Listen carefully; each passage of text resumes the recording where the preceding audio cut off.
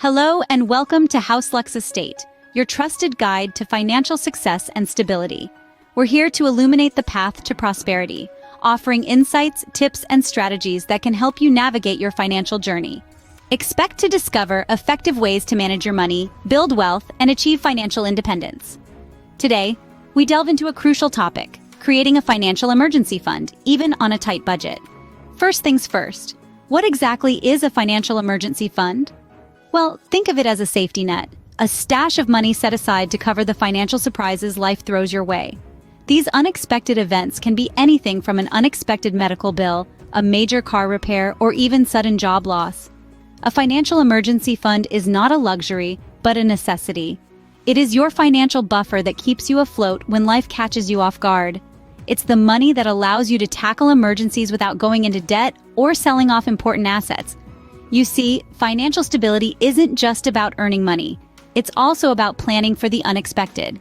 And that's where a financial emergency fund comes in. It gives you the peace of mind knowing that you have resources to fall back on in case of a financial setback. Now that we understand what a financial emergency fund is, let's explore how to create one. Step 1 in creating a financial emergency fund is calculating your monthly expenses. This is the foundation on which your financial safety net is built. So, how do we go about doing this? First, we need to consider our fixed costs. These are the expenses that don't change from month to month, the ones we can predict with a fair amount of certainty. Examples of fixed costs include your rent or mortgage payment, car payments, and any insurance premiums. These expenses are typically non-negotiable and form the backbone of your monthly budget. Next, we need to consider our variable costs. These are the expenses that can change from month to month. These can be a little trickier to calculate, as they tend to fluctuate. Examples of variable costs include utility bills, groceries, and entertainment expenses. A good way to estimate these costs is to look at your spending habits over the past few months and find an average. Remember to also account for those less frequent but inevitable expenses. Things like annual subscriptions, vehicle maintenance, or maybe that yearly family vacation. A good way to handle these is to calculate their annual cost and then divide it by 12 to get a monthly figure. So let's say you've done all that. You've listed out all your fixed costs, estimated your variable costs, and accounted for those less frequent expenses. Add these all together, and voila, you have your total monthly expenses. But don't stop there. It's important to revisit and revise this number periodically. Life changes, and so do our expenses. Maybe you found ways to cut back on certain costs, or perhaps you've had some new ones come up. Regularly reviewing your expenses ensures that your financial emergency fund reflects your current financial reality.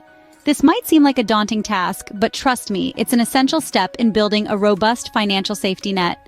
It's like laying the groundwork for a house. It may not be the most glamorous part of the process, but without it, the whole structure could come tumbling down. With a clear understanding of your monthly expenses, you're ready for the next step. Now that you have a clear picture of your monthly expenses, it's time to determine your emergency fund goal. Setting a financial goal can be a formidable task, but worry not.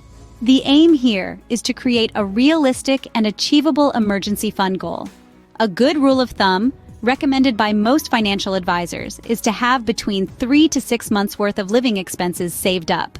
This cushion can help you weather unexpected financial storms such as job loss, medical emergencies, or major home repairs. Think of your emergency fund as your financial safety net. It's there to catch you when life throws you a curveball.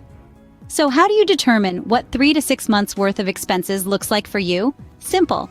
You multiply your monthly expenses by the number of months you want to have covered. Let's say your monthly expenses come to $2,000. If you want to have a 3-month cushion, you would need to save $6,000. For a 6-month cushion, you'd need to save $12,000. Of course, these are just examples. Your actual expenses may be higher or lower, but the principle remains the same. Also, remember, this isn't a race. It's okay to start small and build up your fund over time. Every dollar you save brings you one step closer to your goal. The important thing is to start and to be consistent. In setting your emergency fund goal, consider your personal circumstances. If you have a steady job and a good health insurance plan, you might be comfortable with a 3-month cushion. But if your income is more erratic or you have health issues, you might want to aim for a 6-month cushion. Keep in mind that your emergency fund is not an investment. It's insurance. It's money you hope you'll never have to use, but you'll be grateful to have if you do. With a goal in mind, you're ready to start saving. With your emergency fund goal set, the next step is to create a saving plan.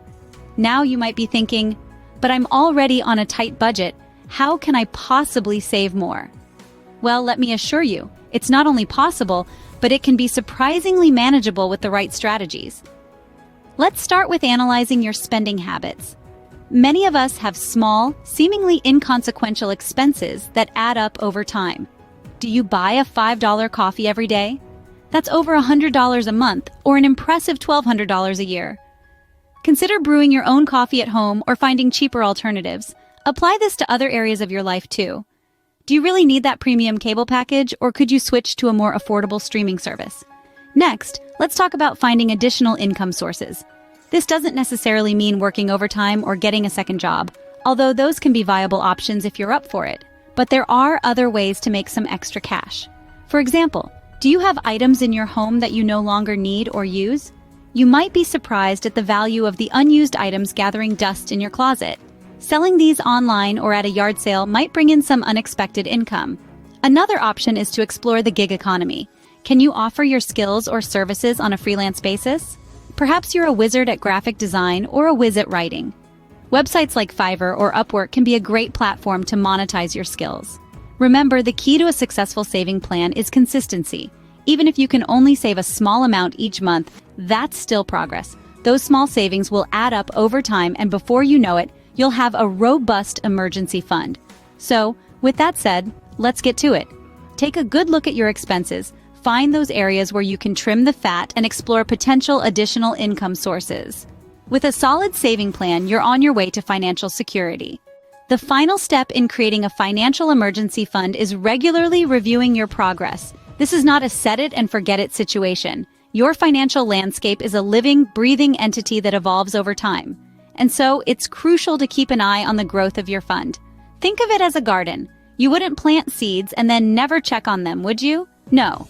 You'd water them, pull out any weeds, maybe even talk to them a little. Similarly, your emergency fund needs your attention and care. Every month, take a moment to review your savings. Are you on track to meet your goal? If you're falling short, don't beat yourself up. Life happens, and sometimes we have to adjust our plans. But this is also an opportunity to get creative. Are there any additional income sources you could tap into? Could you cut back on some non-essential expenses? Remember, small changes can have a big impact over time. If you're exceeding your savings goal, that's fantastic. Keep up the good work. But don't be tempted to dip into your emergency fund for non-emergencies. Keep that money sacred. You see, the beauty of regularly reviewing your progress is that it keeps you engaged. It keeps you accountable. It reminds you that you're taking steps, however small, towards financial security. With regular reviews, you'll be able to reach your financial goal sooner than you think.